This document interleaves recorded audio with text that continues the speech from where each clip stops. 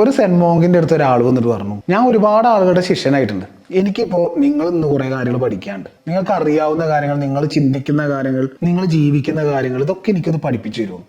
അപ്പൊ മോങ്ക് പറഞ്ഞു, ഓക്കെ, അതിനെന്താ, ഒരു കാര്യം ചെയ്യും, ഒരു കപ്പ് എടുത്തുകൊണ്ടിരുന്നു. അപ്പൊ അയാള് കപ്പ് എടുത്തു കൊണ്ടുവന്നാൽ ചിലപ്പോൾ എന്നെ ശിഷ്യനാക്കുമായിരിക്കും എന്നുള്ള രീതിയിൽ ഒരു കപ്പ് കൊണ്ടുവന്നു.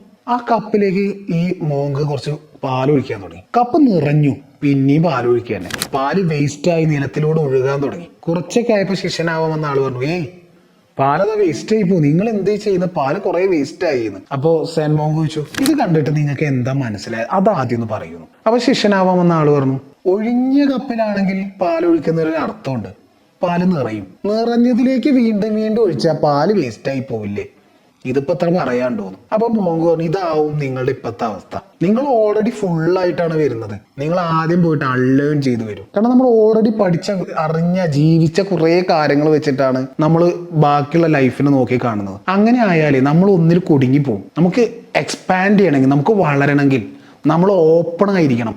നമ്മളൊരു ഒഴിഞ്ഞ കപ്പായിരിക്കണം. ഒഴിഞ്ഞ കപ്പിലേ നമുക്ക് നിറയ്ക്കാൻ പറ്റും. സോ നമ്മൾ പുതിയ കാര്യങ്ങൾ പഠിക്കുന്ന സമയത്ത് വളരെ ഓപ്പണായി ഇതിനെ കാണുക.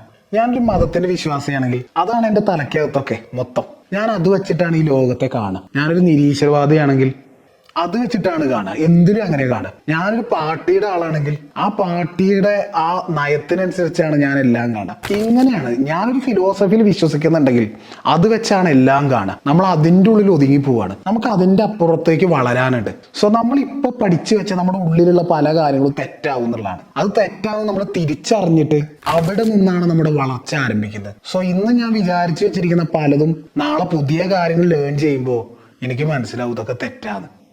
സോ നമ്മൾ പുതിയതിനെ സ്വീകരിക്കുമ്പോഴേ പഴയ പലതിനെ ഉപേക്ഷിക്കേണ്ടതുണ്ട് എന്നുള്ളതാണ്.